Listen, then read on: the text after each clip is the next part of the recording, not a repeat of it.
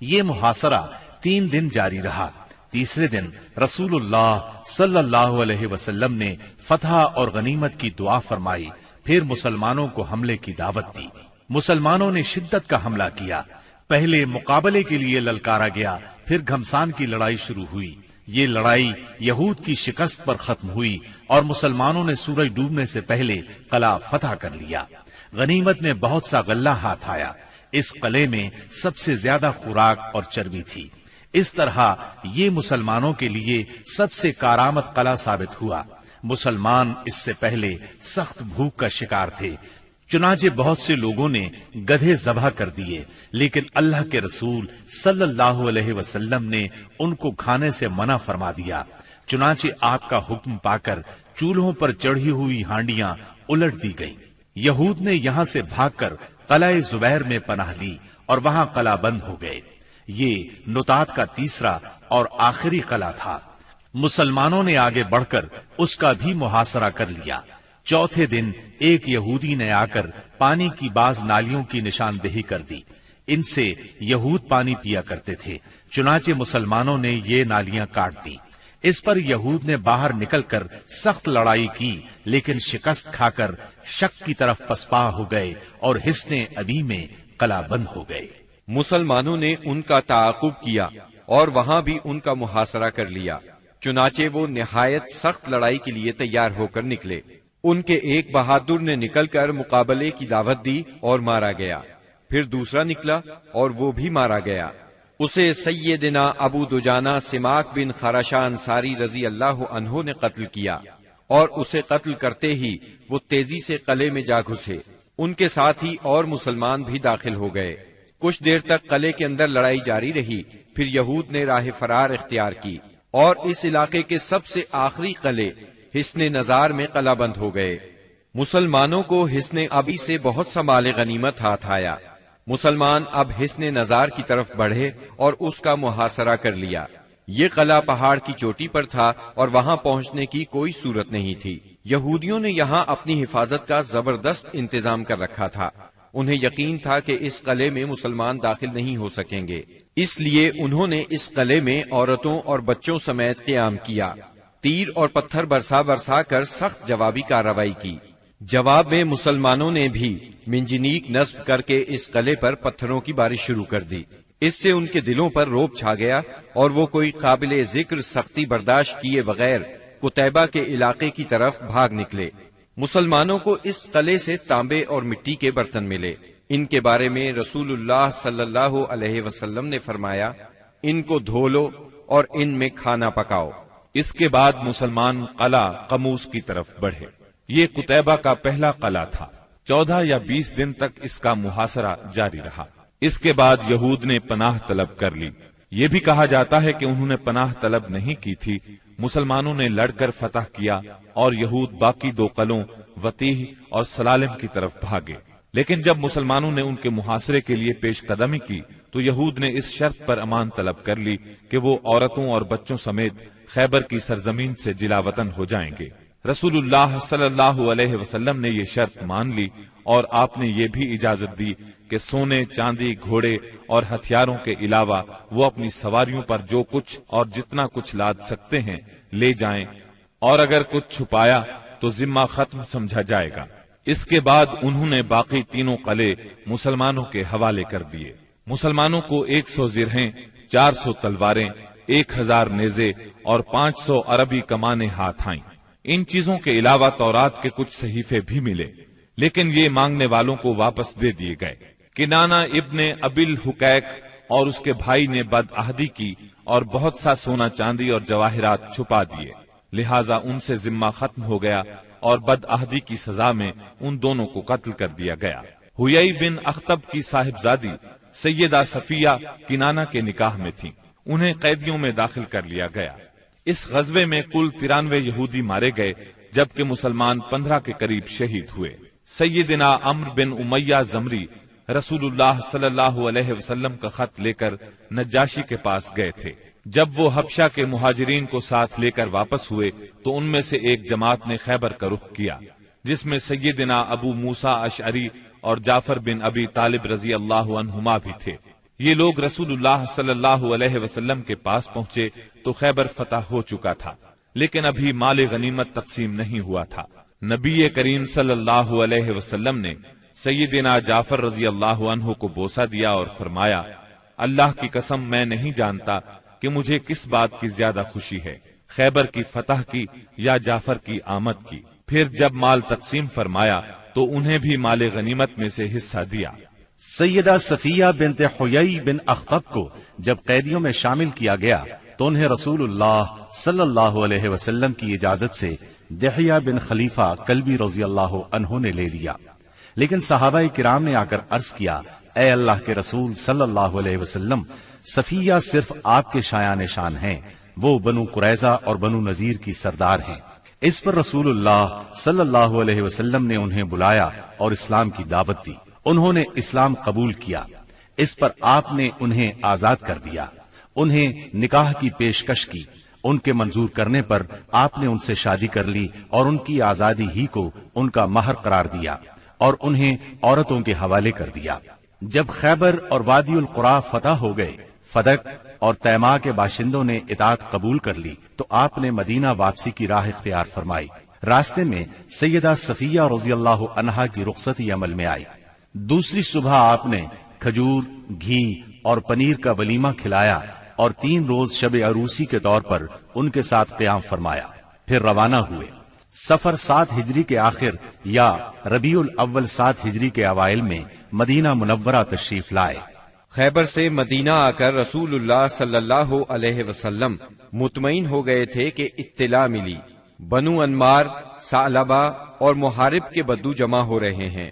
آپ نے مدینہ منورہ کا انتظام سیدنا عثمان بن عفان رضی اللہ عنہ کو سونپا، 700 صحابہ کو ساتھ لیا اور 2 دن کے فاصلے پر واقع مقام نخل کا رخ کیا۔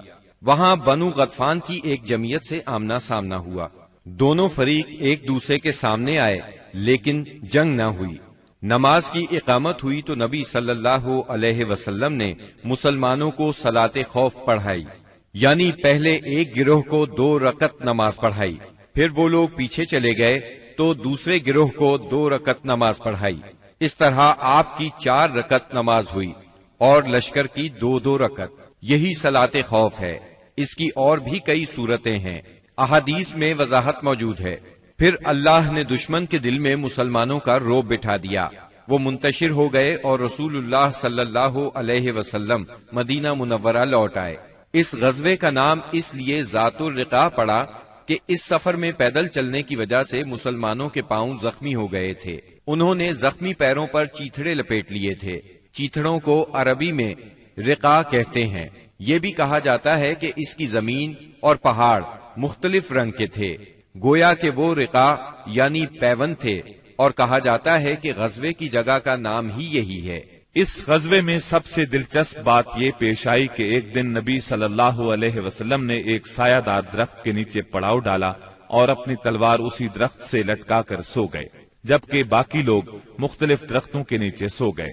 ایسے میں ایک مشرک اس طرف آ نکلا، اس نے رسول اللہ صلی اللہ علیہ وسلم پر تلوار سونت لی۔ آپ کی آنکھ کھل گئی تو اس نے کہا، آپ مجھ سے ڈرتے ہیں؟ جواب میں آپ نے فرمایا نہیں۔ اس نے کہا، اب آپ کو مجھ سے کون بچائے گا؟ آپ نے فرمایا، اللہ۔ یہ سن کر اس کے ہاتھ سے تلوار گر گئی۔ آپ نے وہ تلوار اٹھا لی اور فرمایا، اب تمہیں مجھ سے کون بچائے گا؟ اس نے کہا، آپ مجھ پر احسان کیجئے۔ آپ نے اسے اسلام کی دعوت دی۔ وہ مسلمان تو نہ ہوا، لیکن اس نے یہ عہد کیا کہ وہ آپ سے لڑائی کرے گا، نہ لڑنے والوں کے ساتھ ہوگا۔ آپ نے اسے چھوڑ دیا۔ اس نے اپنی قوم میں واپس جا کر کہا، میں تمہارے پاس سب سے اچھے انسان کے پاس سے آ رہا ہوں۔ صلح حدیبیہ کے بعد کفار مکہ سے اور فتح خیبر کے بعد یہود کی طرف سے اطمینان ہوا تو نبی کریم صلی اللہ علیہ وسلم نے ہمسایہ ملکوں کے بادشاہوں اور سلاطین کے نام خطوط لکھ کر اسلام کی دعوت دی۔ آپ نے روم کے بادشاہ قیصر، مصر کے شاہ مقوقس، شام کے غسانی بادشاہ حارث بن ابی شمر، یمامہ کے حاکم حوزہ اور عمان کے حاکم کے پاس اپنے سفیروں کے ذریعے سے دعوتی خطوط ارسال فرمائے۔ ان خطوط کی عبارت نہایت مختصر اور سادہ ہوتی تھی، مثلا بسم اللہ الرحمن الرحیم، یہ خط محمد بن عبداللہ کی طرف سے ہے جو اللہ کا بندہ اور رسول ہے، تمہیں دین اسلام کی طرف دعوت دیتا ہے۔ اگر تم نے انکار کیا تو تمہاری قوم بھی ہدایت سے محروم رہے گی، اس لیے قوم کی گمراہی کی ذمہ داری بھی تم پر ہوگی۔ نجاشی کا نام اسہمہ بن ابجر تھا۔ آپ نے اسے یہ خط لکھا، بسم اللہ الرحمن الرحیم، یہ خط ہے اللہ کے نبی صلی اللہ علیہ وسلم کی طرف سے نجاشی اسہمہ شاہ حبشہ کی طرف۔ اس شخص پر سلام ہو جو ہدایت کی پیروی کرے اور اللہ اور اس کے رسول پر ایمان لائے۔ میں شہادت دیتا ہوں کہ اللہ وحدہ لا شریک کے سوا کوئی عبادت کے لائق نہیں، اس نے کسی کو اپنی بیوی بنایا نہ لڑکا، اور میں اس کی بھی شہادت دیتا ہوں کہ محمد اس کا بندہ اور رسول ہے، اور میں تمہیں اسلام کی دعوت دیتا ہوں کیونکہ میں اس کا رسول ہوں، لہذا اسلام لے آؤ، سلامت رہو گے۔ اے اہل کتاب، ایک ایسی بات کی طرف آؤ جو ہمارے اور تمہارے درمیان برابر ہے، وہ یہ کہ ہم اللہ کے سوا کسی اور کی عبادت نہ کریں، اس کے ساتھ کسی کو شریک نہ ٹھہرائیں، اور ہم میں سے بعض کو اللہ کے سوا رب نہ بنائے۔ پس اگر وہ منہ موڑیں تو کہہ دو کہ گواہ رہو ہم مسلمان ہیں۔ اگر تم نے یہ دعوت قبول نہ کی تو تم پر اپنی قوم کے نصارہ کا گناہ ہوگا۔ یہ خط آپ نے سیدنا عمرو بن امیہ زمری رضی اللہ عنہ کے ہاتھ 6 ہجری کے اخیر یا 7 ہجری کے شروع میں روانہ کیا۔ نجاشی کو جب یہ خط ملا تو اس نے آنکھوں سے لگایا، تخت سے اتر آیا اور سیدنا جعفر رضی اللہ عنہ کے ہاتھ پر اسلام قبول کر لیا۔ نبی صلی اللہ علیہ وسلم کو اپنی بیعت کے متعلق خط لکھا اور ام المؤمنین ام حبیبہ بنت ابی سفیان رضی اللہ عنہا کی شادی نبی صلی اللہ علیہ وسلم سے کر دی اور انہیں اپنی طرف سے 400 دینار مہر دیا۔ پھر انہیں اور مہاجرین حبشہ کو عمرو بن امیہ زمری کے ساتھ 2 کشتیوں میں روانہ کیا۔ وہ انہیں لے کر اس وقت پہنچے جب خیبر فتح ہو چکا تھا اور آپ ابھی وہیں تھے۔ اس نجاشی نے رجب 9 ہجری میں وفات پائی۔ نبی صلی اللہ علیہ وسلم نے اسی روز ان کی وفات کی اطلاع صحابہ کرام رضی اللہ عنہم کو دی اور ان کی غائبانہ نماز جنازہ پڑھی۔ مقوقس شاہ اسکندریہ اور مصر کے نام آپ نے جو خط لکھا اس کے الفاظ یہ ہیں، بسم اللہ الرحمن الرحیم، اللہ کے بندے اور اس کے رسول محمد صلی اللہ علیہ وسلم کی طرف سے مقوقس سربراہ قبط کی جانب، اس پر سلام جو ہدایت کی پیروی کرے۔ اما بعد، میں تمہیں اسلام کی دعوت دیتا ہوں، اسلام لے آؤ، سلامت رہو گے۔ اسلام لے آؤ، اللہ تمہیں دوہرا اجر دے گا، لیکن اگر تم نے منہ موڑا تو تم پر اہل قبط کا بھی گناہ ہوگا۔ اور اے اہل کتاب، ایسی بات کی طرف آؤ جو ہمارے اور تمہارے درمیان برابر ہے، وہ یہ کہ ہم اللہ کے سوا کسی کی عبادت نہ کریں اور اس کے ساتھ کسی کو شریک نہ ٹھہرائیں، اور ہم میں سے بعض کو اللہ کے سوا رب نہ بنائے۔ پس اگر وہ منہ موڑیں تو کہہ دو تم گواہ رہو کہ ہم مسلمان ہیں۔ یہ خط آپ نے حاطب بن ابی بلتع رضی اللہ عنہ کے ہاتھ بھیجا۔ انہوں نے مقوقس سے گفتگو کی، اسے خط دیا۔ مقوقس نے ان کی عزت افزائی کی اور خط کو ہاتھی دانت کے ڈبے میں رکھ کر اس پر مہر لگائی اور اسے محفوظ کر لیا، اور نبی صلی اللہ علیہ وسلم کو جواب لکھا اور اس میں اقرار کیا کہ ایک نبی باقی رہ گئے ہیں اور میں سمجھتا تھا وہ ملک شام سے نکلیں گے، بس اس نے یہ جواب دیا، مسلمان نہیں ہوا۔ تحفے میں سیدہ ماریہ اور سیدہ سیرین رضی اللہ عنہما 2 لونڈیاں بھیجی۔ ان دونوں کا قبط میں بہت مقام تھا۔ کچھ کپڑے اور ایک خچر بھی ہدیے کے طور پر بھیجے۔ اس خچر کا نام دلدل تھا۔ نبی صلی اللہ علیہ وسلم نے ماریہ کو اپنے لیے منتخب فرمایا اور سیرین کو سیدنا حسان بن ثابت رضی اللہ عنہ کے لیے ہبہ کر دیا۔ خچر کو بھی آپ نے اپنی سواری کے لیے پسند فرمایا۔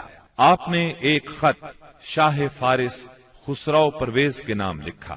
آپ نے اسے لکھا، بسم اللہ الرحمن الرحیم، محمد رسول اللہ صلی اللہ علیہ وسلم کی طرف سے کسرا والی فارس کی جانب، اس شخص پر سلام جو ہدایت کی پیروی کرے اور اللہ اور اس کے رسول پر ایمان لائے اور گواہی دے کہ اللہ کے سوا کوئی عبادت کے لائق نہیں، وہ تنہا ہے، اس کا کوئی شریک نہیں، اور محمد صلی اللہ علیہ وسلم اس کے بندے اور رسول ہیں۔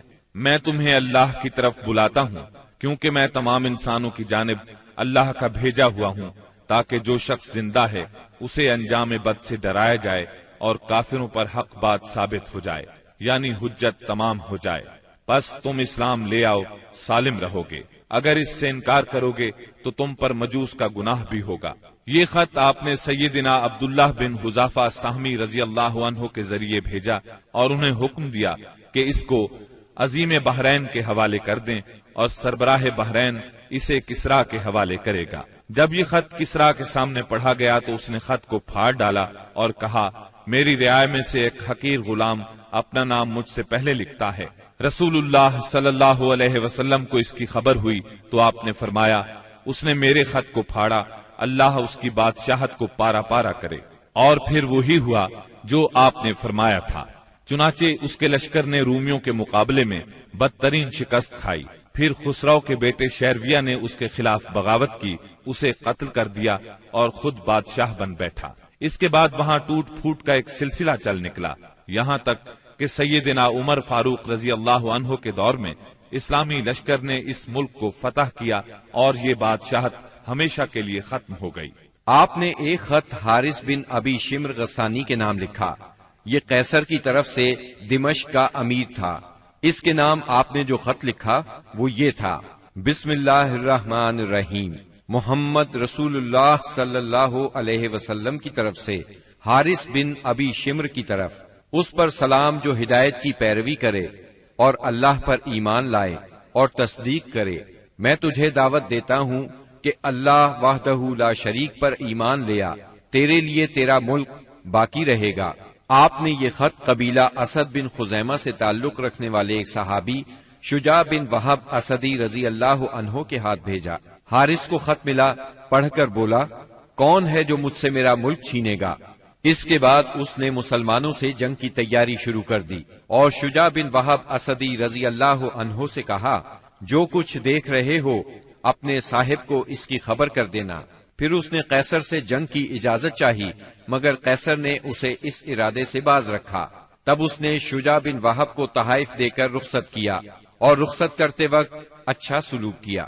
آپ نے ایک خط بصرہ کے امیر کے نام لکھا، اسے اسلام کی دعوت دی اور سیدنا حارث بن عمیر ازدی رضی اللہ عنہ کے ہاتھ روانہ فرمایا۔ سیدنا حارث جنوبی اردن کے علاقے بلقا کے ایک مقام موتا میں پہنچے تو شرابیل بن عمر غسانی نے ان کا سامنا کیا اور انہیں شہید کر دیا۔ قاصدوں کے سلسلے میں یہ سب سے سخت ظالمانہ قدم تھا، ان کے سوا نبی صلی اللہ علیہ وسلم کا کوئی قاصد قتل نہیں کیا گیا۔ آپ نے اس پر سخت غم و غصے کا اظہار فرمایا اور یہی واقعہ بعد میں غزوہ موتا کا سبب بنا، اس کا ذکر آگے آئے گا۔ جب ذیقات کا چاند طلوع ہو گیا تو نبی صلی اللہ علیہ وسلم نے صحابہ کرام رضی اللہ عنہم کو حکم دیا کہ اپنے عمرے کی قضا کے طور پر عمرہ کریں اور کوئی بھی آدمی حدیبیہ میں حاضر تھا پیچھے نہ رہے۔ چنانچہ اس مدت میں جو لوگ شہید ہو چکے تھے انہیں چھوڑ کر بقیہ سب لوگ روانہ ہوئے اور اہل حدیبیہ کے سوا کچھ اور لوگ بھی عمرہ کرنے کے لیے ہمراہ نکلے۔ اس طرح تعداد 2000 ہو گئی۔ رسول اللہ صلی اللہ علیہ وسلم نے اس موقع پر ابو رحم غفاری رضی اللہ عنہ کو مدینے میں اپنا جانشین مقرر کیا، 60 اونٹ ساتھ لیے اور ناجیہ بن جندب اسلمی کو ان کی دیکھ بھال کا کام سونپا۔ رسول اللہ صلی اللہ علیہ وسلم مکے میں داخلے کے وقت اپنی قصوہ نامی اونٹنی پر سوار تھے۔ مسلمانوں نے تلواریں حمائل کر رکھی تھی اور رسول اللہ صلی اللہ علیہ وسلم کو گھیرے میں لیے ہوئے لبیک پکار رہے تھے۔ مشرکین جبکہ مسلمانوں کا تماشا دیکھنے کے لیے گھروں سے نکل کر کعبے کے شمال میں واقع قیقیان پہاڑ پر جا بیٹھے تھے، انہوں نے آپس میں باتیں کرتے ہوئے کہا تھا کہ تمہارے پاس ایک ایسی جماعت آ رہی ہے جسے یثرب کے بخار نے توڑ ڈالا ہے، اس لیے نبی صلی اللہ علیہ وسلم نے حکم دیا کہ وہ پہلے 3 پھیروں میں کندھوں کو ہلاتے ہوئے دوڑ کر چلیں تاکہ کفار کو معلوم ہو جائے مسلمان کمزور نہیں ہوئے۔ اس طرح چلنے کو رمل کہتے ہیں۔ یہ سنت آج تک قائم ہے اور قیامت تک قائم رہے گی۔ اہل مکہ نے اگرچہ معاہدے کی روح سے عمرے کی اجازت دے دی تھی، لیکن تھے وہ بہت طیش میں۔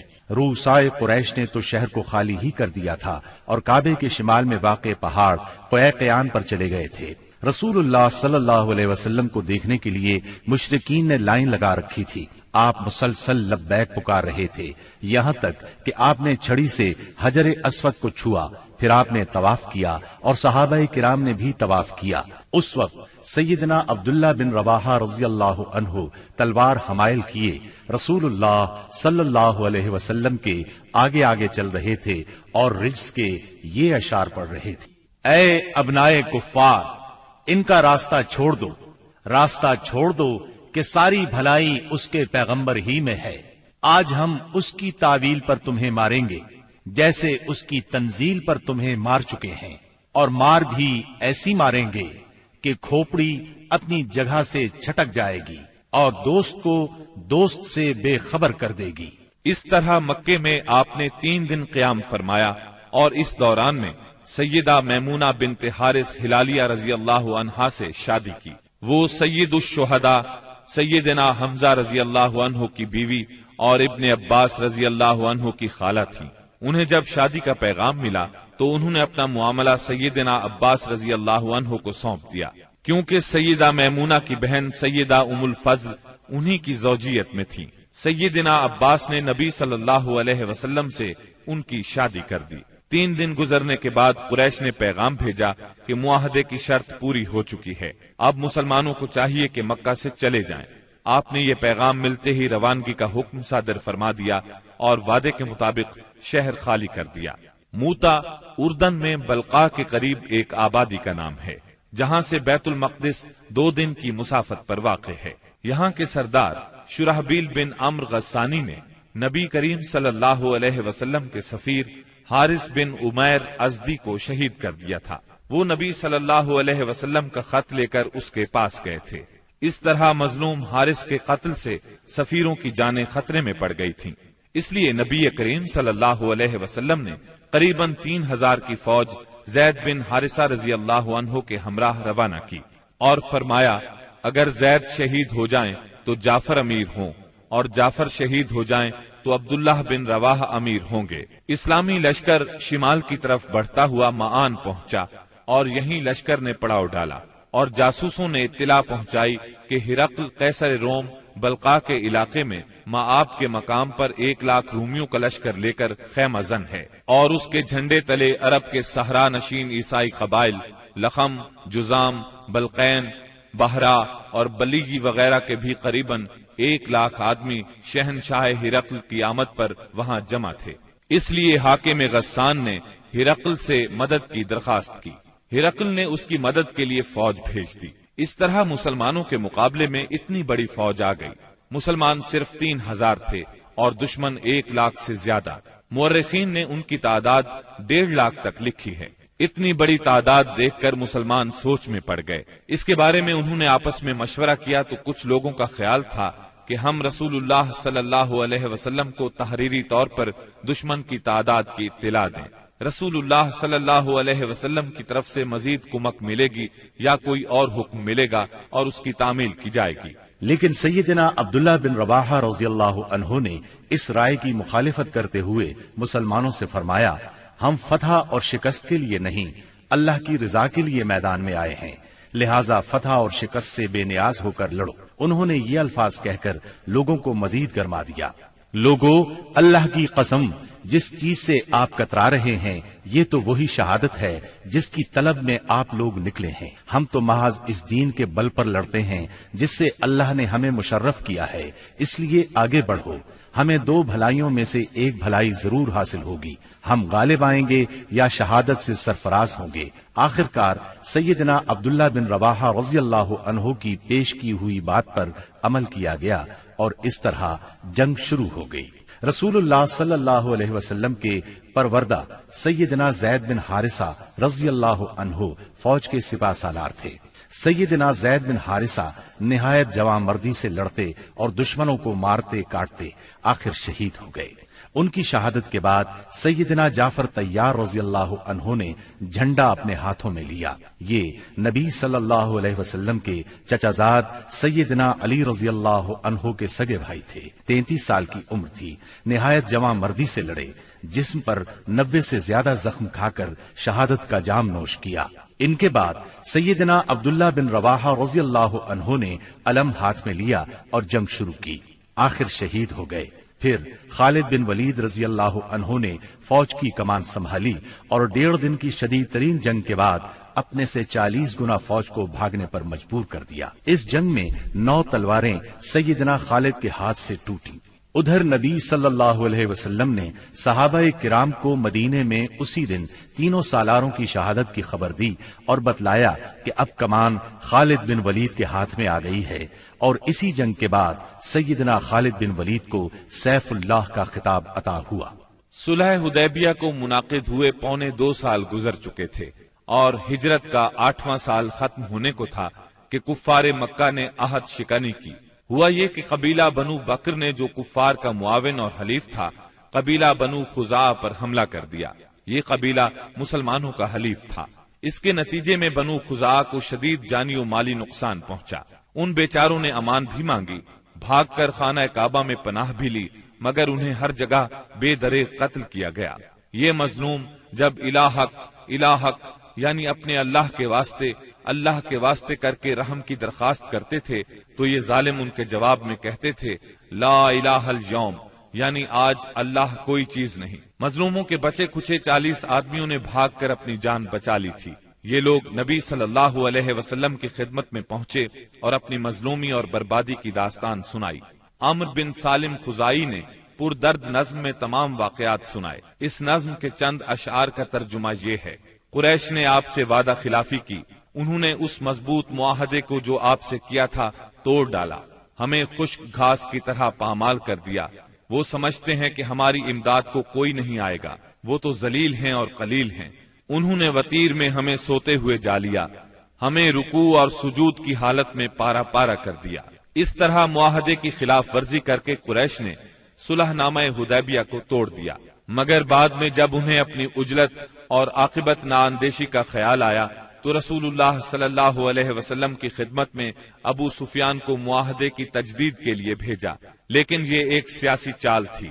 रसूलुल्लाह सल्लल्लाहु अलैहि वसल्लम ने उन्हें कोई जवाब न दिया। इन हालात में इसके सिवा कोई चारा न था कि कुफ्फार की साजिशों के इस मरकज को हमेशा हमेशा के लिए बंद कर दिया जाए, ताकि कुफ्फार को मुसलमानों की ताकत का सही अंदाजा हो जाए और वो साजिश करने की जुर्रत न कर सकें, न फसाद और लड़ाई पर आमादा हों। चुनांचे रसूलुल्लाह सल्लल्लाहु अलैहि वसल्लम 10,000 सहाबा किराम के साथ हिजरत के 8वें साल रमजानुल मुबारक में मक्के की तरफ रवाना हुए। जब मक्का चंद मील के फासले पर रह गया तो आपने सहाबा के साथ पड़ाव किया और हुक्म दिया कि सब लोग अलग अलग आग रोशन करें, ताकि कुफ्फारे मक्का को मुसलमानों की कसरत तादाद का अंदाजा हो सके और नाहक खूनरेजी न हो। ये निहायत मुनासिब और कारगर तरकीब थी जो अल्लाह ताला ने अपने नबी सल्लल्लाहु अलैहि वसल्लम को सुझाई थी। इस मंजर का मक्के के काफिरों पर बड़ा असर हुआ और इस कदर रोब बैठा कि उन्होंने इस मौके पर जंग के बारे में सोचा तक नहीं। रास्ते ही में उस वक्त इस्लाम के सबसे बड़े दुश्मन अबू सुफियान नबी करीम सल्लल्लाहु अलैहि वसल्लम की खिदमत में हाजिर हुए और इस्लाम कबूल किया। उन्होंने नबी करीम सल्लल्लाहु अलैहि वसल्लम के इरशाद के मुताबिक मक्के पहुंचकर ये ऐलान किया, जो कोई हथियार फेंक देगा उसे कत्ल नहीं किया जाएगा, जो कोई खाना काबा के अंदर जाएगा उसे कत्ल नहीं किया जाएगा, जो कोई अपने घर के अंदर बैठ रहेगा उसे कत्ल नहीं किया जाएगा, जो कोई अबू सुफियान के घर पनाह ले लेगा उसे कत्ल नहीं किया जाएगा, जो कोई हकीम बिन हिजाम के घर पनाह लेगा उसे कत्ल नहीं किया जाएगा, भाग जाने वाले का ताक़ुब नहीं किया जाएगा, जख्मी को कत्ल नहीं किया जाएगा, असीर को कत्ल नहीं किया जाएगा। मंगल 17 रमजानुल मुबारक की सुबह रसूलुल्लाह सल्लल्लाहु अलैहि वसल्लम मक्के की तरफ रवाना हुए। आपने सैयदना अब्बास रजी अल्लाह अन्हु को हुक्म दिया कि अबू सुफियान को वादी के तंग नाये पर पहाड़ी नाके के पास रोके रखें, ताकि वहां से गुजरने वाली अल्लाह की फौजों को देख सकें। सैयदना अब्बास ने ऐसा ही किया। कबाइल अपने अपने परचम लिए वहां से गुजरने लगे। जब कोई कबीला गुजरता तो अबू सुफियान पूछते, अब्बास ये लोग कौन हैं? जवाब में सैयदना अब्बास रजी अल्लाह अन्हु कहते, बनु फलां, मसलन ये बनु सुलैम हैं। यहाँ तक कि अंसार का दस्ता गुजरा जिसका परचम सैयदना साद बिन उबादा रजी अल्लाह अन्हु के हाथ में था। उन्होंने कहा, अबू सुफियान आज खूंरेजी और मार धाड़ का दिन है, आज काबा हलाल किया जाएगा। अबू सुफियान बोले, अब्बास پامالی کا دن مبارک ہو۔ پھر رسول اللہ صلی اللہ علیہ وسلم اپنے سبز دستے میں تشریف لائے۔ آپ مہاجرین اور انصار کے درمیان میں تھے، یہاں صرف لوہے کی باڑ دکھائی پڑ رہی تھی۔ ابو سفیان نے کہا، سبحان اللہ، عباس یہ کون لوگ ہیں؟ سیدنا عباس رضی اللہ عنہ نے کہا، یہ انصار اور مہاجرین کے ساتھ رسول اللہ صلی اللہ علیہ وسلم ہیں۔ ابو سفیان بولے، بھلا ان سے محاذ آرائی کی کسے طاقت ہے؟ تمہارے بھتیجے کی بادشاہت تو بہت زبردست ہو گئی ہے۔ سیدنا عباس رضی اللہ عنہ نے کہا، یہ بادشاہت نہیں، نبوت ہے۔ ابو سفیان بولے، آپ ٹھیک کہتے ہیں۔ پھر انہوں نے رسول اللہ صلی اللہ علیہ وسلم کو سیدنا سعد رضی اللہ عنہ کی بات بتائی۔ آپ نے فرمایا، سعد نے غلط کہا، آج کعبے کی تعظیم کا دن ہے، آج کعبے کو غلاف پہنایا جائے گا۔ پھر آپ نے پرچم سیدنا سعد رضی اللہ عنہ کے ہاتھ سے لے کر ان کے صاحبزادے قیس کے حوالے کر دیا۔ جب رسول اللہ صلی اللہ علیہ وسلم ذی طوا پہنچے تو میسرہ کے سالار سیدنا خالد بن ولید رضی اللہ عنہ کو حکم دیا کہ وہ قدا کے راستے مکہ میں زیریں حصے سے داخل ہوں اور کوئی آڑے آئے تو اسے کاٹ کر رکھ دیں، یہاں تک کہ صفا پر آپ سے آ ملیں۔ نبی صلی اللہ علیہ وسلم نے میمنہ کے قائد اور علمبردار سیدنا زبیر کو حکم دیا کہ وہ قدا کے راستے بالائی حصے میں داخل ہوں اور حجون میں آپ کا پرچم گاڑ دیں، نیز رسول اللہ صلی اللہ علیہ وسلم کی آمد تک وہیں ٹھہرے رہیں، جبکہ پیادہ اور بے ہتھیار لوگوں کے قائد سیدنا ابو عبیدہ رضی اللہ عنہ کو حکم دیا کہ وہ بطن وادی کا راستہ پکڑیں اور مکے میں رسول اللہ صلی اللہ علیہ وسلم سے آگے اتریں۔ اس موقع پر قریش نے کچھ اوباشوں کو خندمہ میں جمع کیا، کہا کہ اگر انہیں کچھ کامیابی ہوئی تو ان کے ساتھ رہیں گے، ورنہ جو کچھ مطالبہ کیا جائے گا منظور کر لیں گے۔ جب خالد بن ولید رضی اللہ عنہ ان کے پاس سے گزرے تو ایک معمولی سی جھڑپ میں ان کے 12 آدمیوں کو کاٹ ڈالا اور باقی بھاگ کھڑے ہوئے۔ اس کے بعد سیدنا خالد بن ولید رضی اللہ عنہ مکے کے گلی کوچوں کو رونتے ہوئے کوہ صفا پر رسول اللہ صلی اللہ علیہ وسلم سے جا ملے، البتہ ان کے دستے کے 2 آدمی بھٹک کر لشکر سے بچھڑ گئے اور شہید کر دیے گئے۔ ادھر سیدنا زبیر رضی اللہ عنہ نے حجون میں مسجد فتح کے پاس جھنڈا گاڑا اور ایک خیمہ نصب کیا، اس میں ام سلمہ اور سیدہ میمونہ رضی اللہ عنہما نے قیام کیا اور وہیں ٹھہری رہیں، یہاں تک کہ رسول اللہ صلی اللہ علیہ وسلم تشریف لے آئے، تھوڑی دیر آرام فرمایا، پھر آگے بڑھے۔ اس وقت ابو بکر صدیق رضی اللہ عنہ آپ کے ساتھ تھے اور باتیں کر رہے تھے۔ پھر آپ سورہ فتح کی تلاوت کرتے ہوئے مہاجرین اور انصار کے جلو میں مسجد حرام کے اندر داخل ہوئے، حجر اسود کو چوما، بیت اللہ کا طواف کیا۔ آپ حالت احرام میں نہیں تھے، اس وقت بیت اللہ کے گرد 360 بت تھے۔ آپ صلی اللہ علیہ وسلم ایک لکڑی سے ان بتوں کو کچوکے لگاتے جا رہے تھے اور فرماتے جاتے تھے، حق آ گیا اور باطل چلا گیا، یقیناً باطل جانے ہی والا ہے۔ حق آ گیا اور باطل کی چلت پھرت ختم ہو گئی۔ آپ بتوں کو ہلکی سی ضرب لگاتے جا رہے تھے اور بت گرتے جا رہے تھے۔ جب آپ طواف سے فارغ ہو گئے تو سیدنا عثمان بن طلحہ رضی اللہ عنہ کو بلا کر ان سے کعبے کی چابی لی اور اس کو کھولنے کا حکم دیا۔ پھر اس میں جو بت تھے انہیں نکلوا کر توڑوا دیا، جو تصاویر تھیں انہیں مٹوا دیا۔ اس کے بعد آپ سیدنا اسامہ بن زید اور سیدنا بلال رضی اللہ عنہم کے ساتھ اندر داخل ہوئے اور دروازہ بند کر لیا۔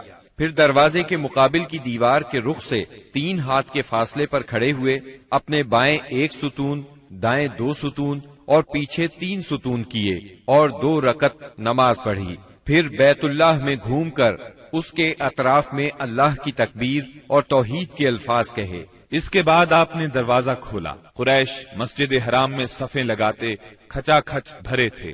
آپ نے دروازے کے دونوں بازو پکڑ کر ایک بلیغ خطبہ دیا جس میں اسلام کے بہت سے احکام بیان فرمائے، جاہلیت کے امور کو ساقط کیا اور اس کی نخوت کے خاتمے کا اعلان کیا۔ پھر فرمایا، قریش کے لوگوں، تمہارا کیا خیال ہے میں تمہارے ساتھ کیا سلوک کرنے والا ہوں؟ انہوں نے جواب دیا، آپ کریم بھائی ہیں اور کریم بھائی کے صاحبزادے ہیں۔ آپ نے ارشاد فرمایا، لا تثریب علیکم اليوم اذهبوا فانتم الطلقاء، آج کے دن تم پر کوئی سرزنش نہیں، जाओ तुम सब आजाद हो।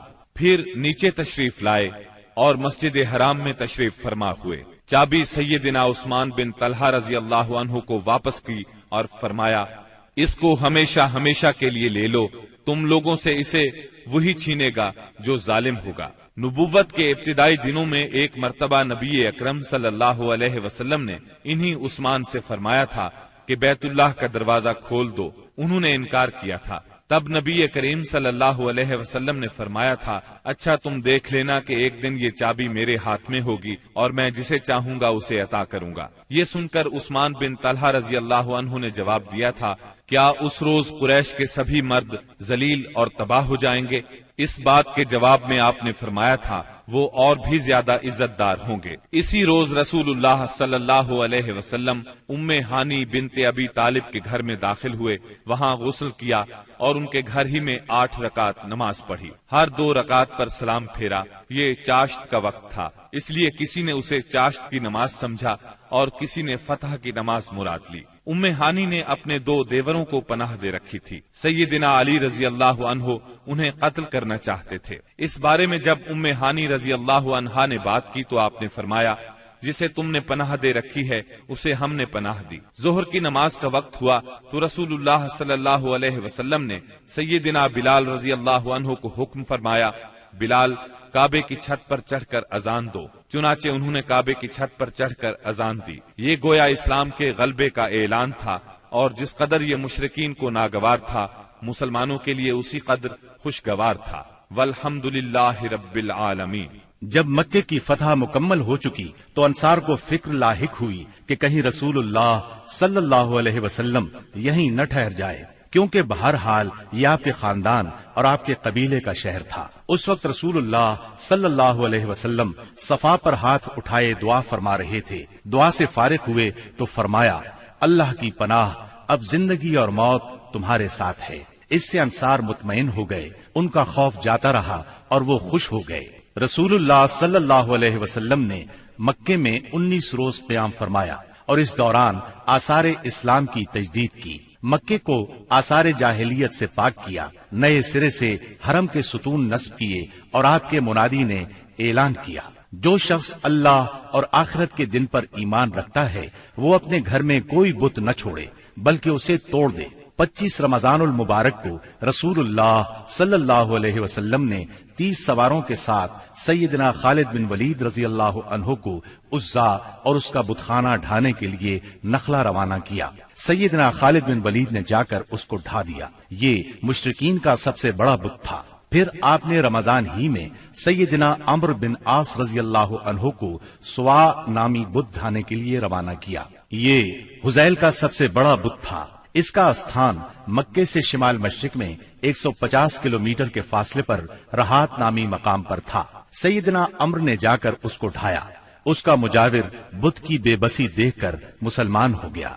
फिर आप सल्लल्लाहु अलैहि वसल्लम ने साद बिन जैद अशहली को इसी माह रमजान में 20 सवार देकर मनात की तरफ रवाना फरमाया। ये कुदैत के पास मुशल्लल में था। ये कल्ब, खुजा, गस्सान और औसो खजरज का बुत था। सैयदना साद ने जाकर उसे तोड़ दिया और बुतखाना ढा दिया। फतह मक्का के बाद बहुत से कबाइल ने इस्लाम कबूल कर लिया, लेकिन हवाजिन और बनु सकीफ के कबीलों ने चंद और कबाइल को अपने साथ मिलाकर 4000 का लश्कर तैयार किया और मुसलमानों से जोर आजमाई का फैसला किया। नबी करीम सल्लल्लाहु अलैहि वसल्लम को उनके इरादों की इत्तला हुई तो आपने अपने एक सहाबी को तहकीक के लिए भेजा। उन्होंने तस्दीक की। तब आपने मुसलमानों को तैयारी का हुक्म फरमाया। चुनांचे 10,000 मदनी और 2,000 मक्की फौज का लश्कर तैयार हो गया। बाज लोगों ने लश्कर की कसरत के पेश नजर कहा, आज हम मगलूब नहीं होंगे। ये बात रसूलुल्लाह सल्लल्लाहु अलैहि वसल्लम पर गिरा गुजरी। शाम हुई तो एक सवार ने आकर इत्तला दी कि बनु हवाजिन औरतों, बच्चों और ऊंट बकरियों समेत निकले हैं। आप ये सुनकर मुस्कुराए और फरमाया, ये कल इंशाअल्लाह मुसलमानों का माल गनीमत होगा। 10 शव्वाल 8 हिजरी की रात रसूलुल्लाह सल्लल्लाहु अलैहि वसल्लम हुनैन पहुंचे। वादी हुनैन मक्का मुअज्जमा से 30 मील दूर वाक़े है। आपने वादी में दाखिल होने से पहले सहर के वक्त लश्कर को तरतीब दिया।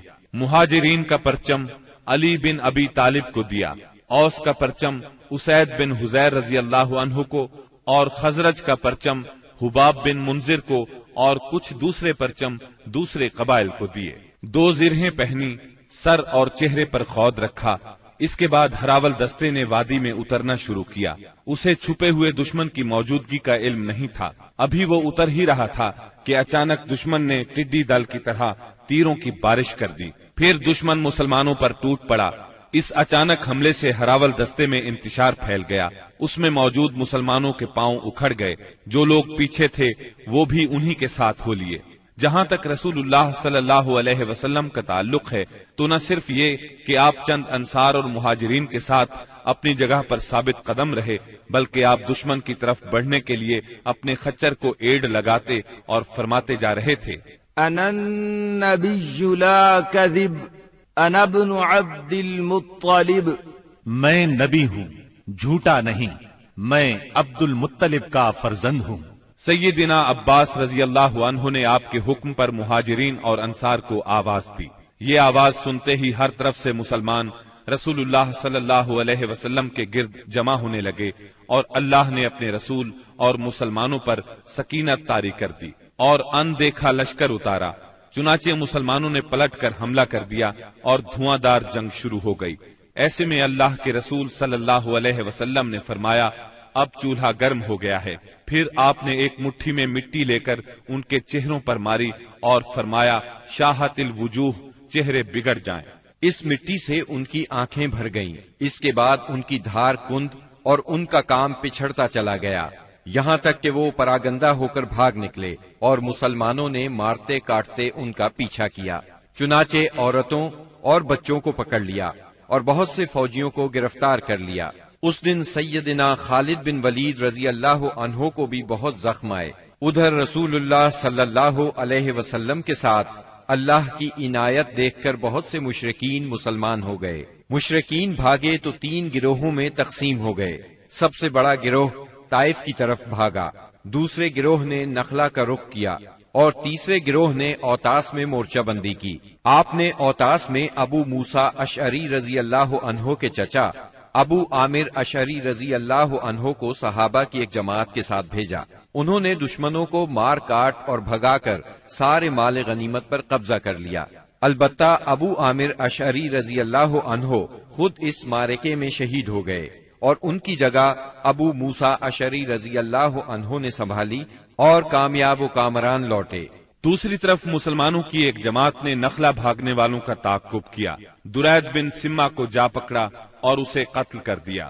رسول اللہ صلی اللہ علیہ وسلم نے مال غنیمت اور قیدیوں کو جمع کرنے کا حکم دیا۔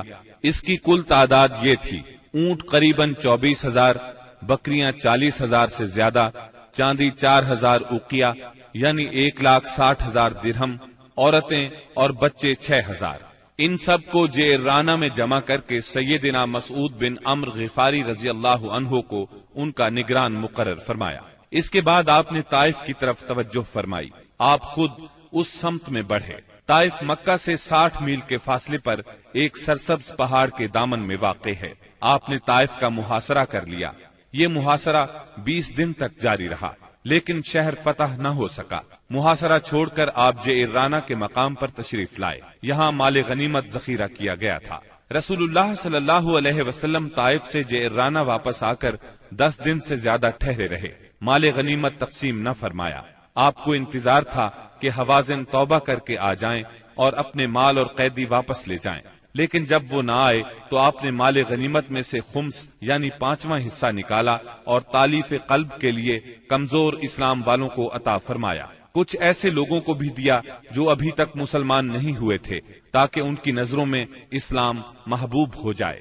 انصار کو رسول اللہ صلی اللہ علیہ وسلم کے اس فعل پر حیرت ہوئی کہ آپ نے تالیف قلوب کی خاطر اندازے سے بڑھ کر عطیے دیے اور انصار کو کچھ نہ دیا۔ چنانچہ بعض انصار نے کہا، یہ کیسی تعجب کی بات ہے کہ آپ قریش کو دے رہے ہیں اور ہمیں چھوڑ رہے ہیں، حالانکہ ہماری تلواروں سے ان کا خون ٹپک رہا ہے۔ یہ بات انصار کے رئیس سیدنا سعد بن عبادہ رضی اللہ عنہ نے آپ تک پہنچائی۔ آپ نے صرف انصار کو جمع فرمایا، اللہ کی حمد و ثنا کی، پھر اللہ نے آپ پر جو احسان کیا تھا اس کا ذکر کیا۔ اس کے بعد فرمایا، انصار کے لوگوں، تم اپنے جی میں دنیا کی ایک حقیر سی گھاس کے لیے ناراض ہو گئے، اس کے ذریعے سے میں نے لوگوں کا دل جوڑا تھا تاکہ وہ مسلمان ہو جائیں، اور تمہیں تمہارے اسلام کے حوالے کر دیا تھا۔ اے انصار، کیا تم اس سے راضی نہیں کہ لوگ اونٹ بکریاں لے جائیں اور تم رسول اللہ صلی اللہ علیہ وسلم کو لے کر اپنے ڈیروں پر جاؤ؟ اس ذات کی قسم جس کے ہاتھ میں محمد کی جان ہے، اگر ہجرت نہ ہوتی تو میں بھی انصار کا ایک فرد ہوتا، اور اگر سارے لوگ ایک راہ چلیں اور انصار دوسری راہ تو میں بھی انصار ہی کی راہ چلوں گا۔ اے اللہ، انصار پر رحم فرما، انصار کے بیٹوں پر رحم فرما اور انصار کے پوتوں پر رحم فرما۔ اس پر لوگ اس قدر روئے کہ داڑھیاں تر ہو گئیں اور کہنے لگے، ہم راضی ہیں کہ ہمارے حصے اور نصیب میں رسول اللہ صلی اللہ علیہ وسلم ہوں۔ اس کے بعد رسول اللہ صلی اللہ علیہ وسلم واپس آ گئے اور انصار بھی واپس ہو گئے۔ بنی سعد کے ایک سردار زہیر نے آگے بڑھ کر عرض کیا، بنی سعد سے آپ کا رضاعت یعنی دودھ کا رشتہ ہے اور وہ آپ سے مہربانی کی امید رکھتے ہیں۔ اس پر آپ نے عبد المطلب کی اولاد کے حصے کے غلام اور باندیاں آزاد کر دی۔ جب مسلمانوں کو اس کا علم ہوا تو انہوں نے بھی ایسا ہی کیا۔ اس طرح 6000 قیدیوں کو رہائی مل گئی۔ مال غنیمت کی تقسیم سے فارغ ہو کر رسول اللہ صلی اللہ علیہ وسلم نے عمرے کا احرام باندھا۔ یہی عمرہ جعرانہ ہے۔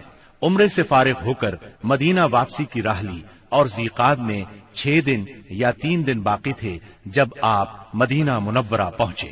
محرم 9 ہجری میں مدینہ منورہ خبر پہنچی کہ بنو تمیم قبائل کو جزیہ نہ دینے پر اکسا رہے ہیں۔ رسول اللہ صلی اللہ علیہ وسلم نے عیینہ بن حصن فزاری کی قیادت میں 50 سواروں کا ایک دستہ بھیجا۔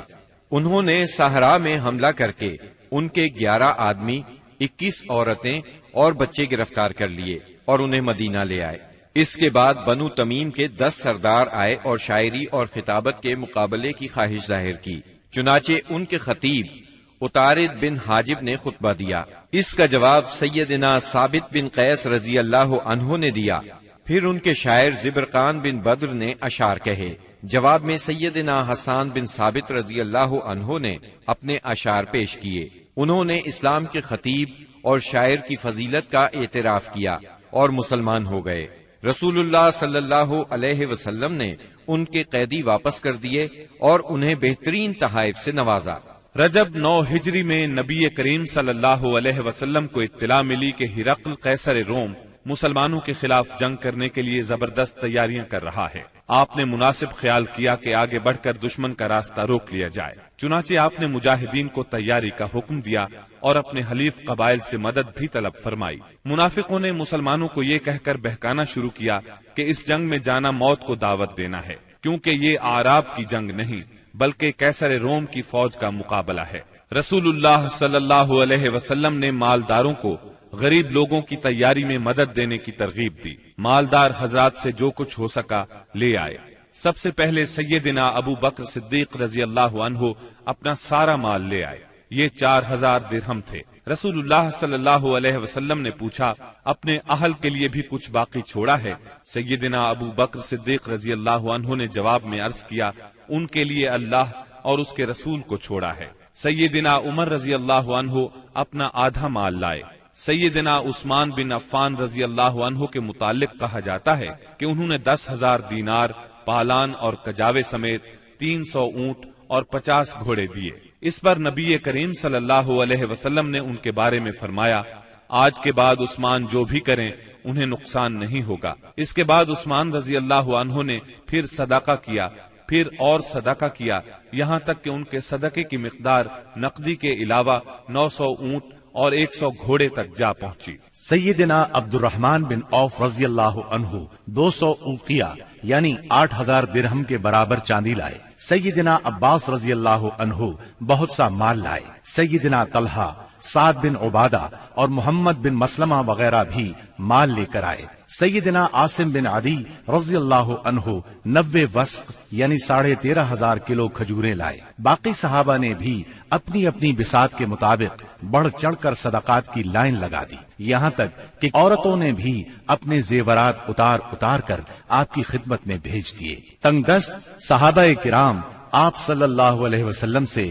سواری طلب کرنے کے لیے آئے۔ آپ نے فرمایا، میں کچھ نہیں پاتا جس پر آپ لوگوں کو سوار کروں۔ وہ اس حالت میں واپس لوٹے کہ ان کی آنکھیں آنسو بہا رہی تھیں، اس لیے کہ وہ کچھ خرچ کرنے کو بھی نہ پا سکے۔ چنانچہ ان حضرات کو سیدنا عباس اور سیدنا عثمان رضی اللہ عنہما نے تیار کیا۔ نبی کریم صلی اللہ علیہ وسلم نے مدینہ منورہ کا انتظام محمد بن مسلمہ کو سونپا۔ بال بچوں پر سیدنا علی رضی اللہ عنہ کو مقرر فرمایا، خود لشکر لے کر تبوک کی طرف روانہ ہوئے۔ تبوک شام کی سرحد پر واقع ہے۔ نبی کریم صلی اللہ علیہ وسلم نے سب سے بڑا علم سیدنا ابو بکر صدیق رضی اللہ عنہ کے سپرد کیا اور پھر ہر قبیلے کا جھنڈا اس کے سردار کے حوالے کیا۔ غرض اسلام کا یہ لشکر 14 دن میں تبوک پہنچ گیا۔ جب قیصر روم ہرقل کو مسلمانوں کے جوش، جذبے اور تیاری کی اطلاع ملی تو اس نے جنگ کا ارادہ ترک کر دیا۔ آپ نے 20 روز وہاں قیام فرمایا۔ اسی مقام پر قیصر روم کے ماتحت حکام نے آپ سے امان طلب کر کے جزیہ دینا قبول کیا۔ اس کے بعد لشکر اسلام جنگ کے بغیر اپنا مقصد حاصل کر کے واپس لوٹ آیا۔ منافقین نے مسلمانوں میں پھوٹ ڈالنے کے لیے مسجد قباء کے مقابلے میں مسجد زرار تعمیر کی تھی۔ جب نبی صلی اللہ علیہ وسلم غزوہ تبوک کے لیے جانے لگے تو منافقین نے اس مسجد میں نماز پڑھنے کی خواہش کی۔ آپ نے انہیں جواب دیا کہ واپسی پر پڑھاؤں گا۔ واپسی کی خبر پا کر یہ لوگ آگے بڑھے تاکہ رسول اللہ صلی اللہ علیہ وسلم مسجد زرار میں نماز ادا فرمائیں۔ اس وقت اللہ تعالیٰ نے وحی نازل فرمائی اور اپنے رسول کو مسجد زرار کی حقیقت سے آگاہ فرمایا۔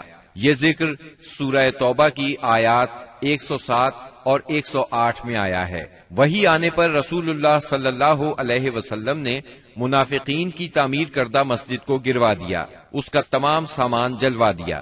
9 ہجری میں چند واقعات تاریخی نوعیت کے پیش آئے۔ تبوک سے واپسی کے بعد اویمر اجلانی اور ان کی بیوی کے درمیان لعان ہوا۔ غامدیہ نامی ایک عورت آپ کی خدمت میں حاضر ہوئی، اس نے بدکاری کا اقرار کیا۔ آپ نے اسے رجم کرنے کا حکم فرمایا، لیکن وہ بچے کی ماں بننے والی تھی، لہٰذا بچے کی پیدائش کے بعد رجم کیا گیا۔ اسہمہ نجاشی شاہ حبشہ نے وفات پائی اور رسول اللہ صلی اللہ علیہ وسلم نے ان کی غائبانہ نماز جنازہ ادا فرمائی۔ نبی صلی اللہ علیہ وسلم کی صاحبزادی ام کلثوم رضی اللہ عنہا کی وفات ہوئی۔ ان کی وفات پر آپ کو سخت غم ہوا اور آپ نے سیدنا عثمان رضی اللہ عنہ سے فرمایا، اگر میرے ہاں تیسری بیٹی ہوتی تو اس کی شادی بھی میں تم سے کر دیتا۔ تبوک سے رسول اللہ صلی اللہ علیہ وسلم کی واپسی کے بعد منافقین کے سردار عبداللہ بن ابی نے وفات پائی۔ رسول اللہ صلی اللہ علیہ وسلم نے اس کے لیے دعائے مغفرت کی۔ سیدنا عمر رضی اللہ عنہ نے آپ سے عرض کیا، آپ اس کی نماز جنازہ نہ پڑھیں، لیکن آپ نے نماز پڑھی۔ بعد میں وحی نازل ہوئی، اس میں سیدنا عمر رضی اللہ عنہ کی رائے کی تائید نازل ہوئی۔ رسول اللہ صلی اللہ علیہ وسلم اور مسلمانوں کو منافقین کی نماز جنازہ پڑھنے سے روک دیا گیا۔ اس سال کے دوران میں حج فرض ہوا۔ رسول اللہ صلی اللہ علیہ وسلم نے 300 صحابہ کرام کا ایک قافلہ حج کے لیے روانہ فرمایا۔ سیدنا ابو بکر صدیق رضی اللہ عنہ کو امیر حج مقرر کیا اور انہیں ہدایت کر دی کہ سب کو حج کا اسلامی طریقہ بتائیں۔ سیدنا ابو بکر صدیق رضی اللہ عنہ کی روانگی کے بعد سورہ برات یعنی سورہ توبہ کی ابتدائی آیات نازل ہوئیں، جس میں ان تمام مشرکین سے عہد توڑنے کا حکم تھا جنہوں نے اپنے عہد کی پاسداری نہیں کی تھی، اور ان کو اور ان لوگوں کو جن کا سرے سے کوئی عہد ہی نہیں تھا 4 مہینے کی مہلت دی گئی تھی کہ اس دوران میں جس طرح چاہیں زمین میں گھوم پھر لیں، تاکہ انہیں معلوم ہو جائے کہ وہ اللہ کو بے بس نہیں کر سکتے، اور یہ کہ اللہ کافروں کو رسوا کر کے رہے گا۔ البتہ جو مشرکین اپنے عہد پر قائم تھے اسے توڑا نہیں تھا اور مسلمانوں کے خلاف کسی کی مدد نہیں کی تھی، ان کا عہد پورا کرنے کا حکم دیا گیا۔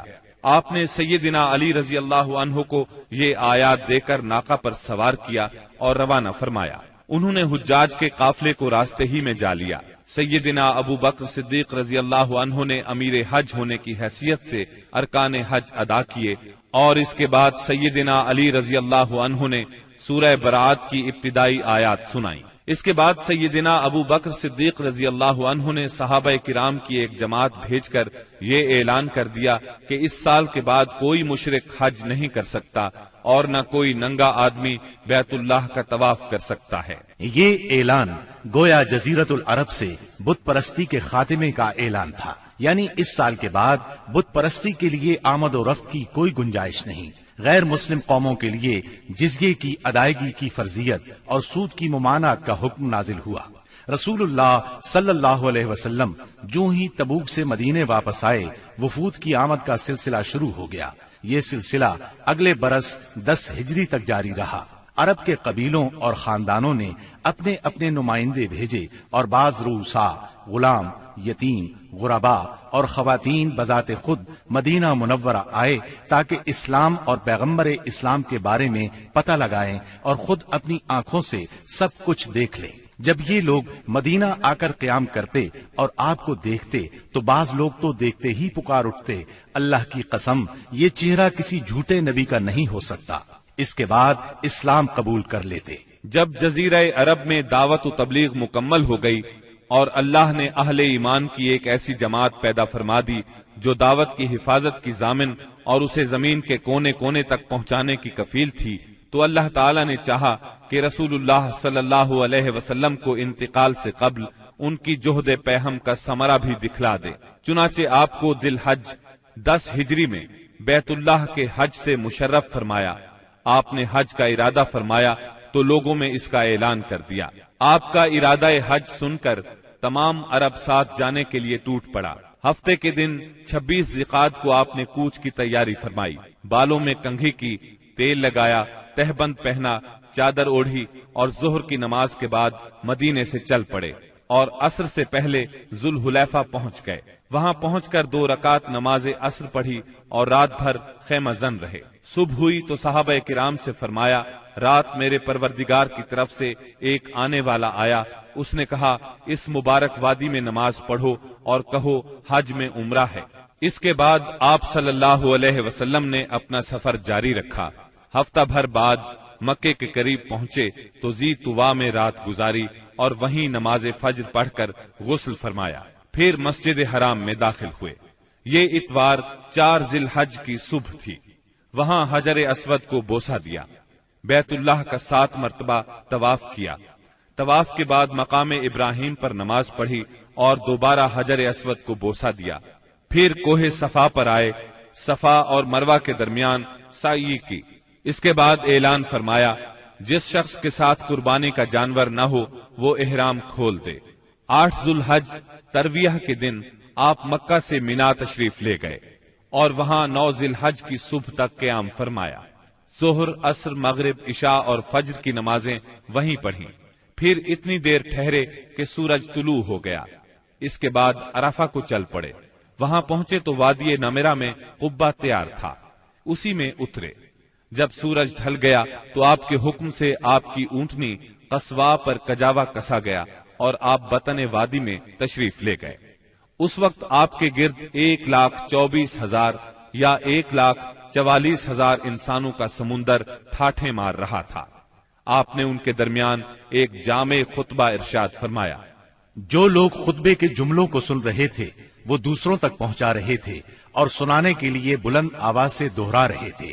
آپ صلی اللہ علیہ وسلم نے ارشاد فرمایا، جو لوگ یہاں موجود نہیں ہیں ان کو سننے والے یہ پیغام پہنچا دیں۔ نبی کریم صلی اللہ علیہ وسلم نے اپنے اس خطبے میں ارشاد فرمایا، لوگو میری باتوں کو غور سے سنو، کیونکہ میں نہیں جانتا، شاید اس سال کے بعد اس مقام پر میں تم سے کبھی نہ مل سکوں۔ لوگو جیسا کہ یہ دن، یہ مہینہ اور یہ شہر مکہ حرمت والا ہے، اسی طرح ایک دوسرے کے جان و مال تم پر حرام ہے۔